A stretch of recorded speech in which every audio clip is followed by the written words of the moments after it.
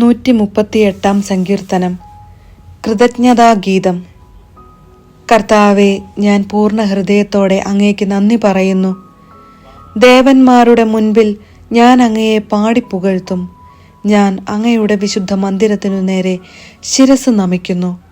അങ്ങയുടെ കാരുണ്യത്തെയും വിശ്വസ്തതയെയും ഓർത്ത് അങ്ങേക്ക് നന്ദി പറയുന്നു. അങ്ങയുടെ നാമവും വാഗ്ദാനവും അത്യുന്നതമാണ്. ഞാൻ വിളിച്ചപേക്ഷിച്ച നാളിൽ അവിടുന്ന് എനിക്ക് ഉത്തരമരുളി.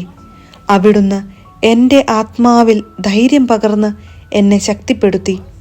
കർത്താവെ, ഭൂമിയുടെ സകല രാജാക്കന്മാരും അങ്ങയെ പ്രകീർത്തിക്കും. എന്തെന്നാൽ അവർ അങ്ങയുടെ വാക്കുകൾ കേട്ടിരിക്കുന്നു. അവർ കർത്താവിൻ്റെ മാർഗങ്ങളെക്കുറിച്ച് പാടും. എന്തെന്നാൽ കർത്താവിൻ്റെ മഹത്വം വലുതാണ്.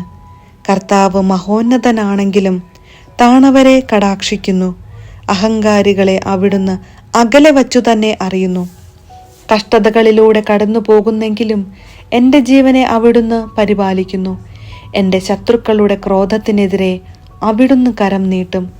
അവിടുത്തെ വലതുകൈ എന്നെ രക്ഷിക്കും.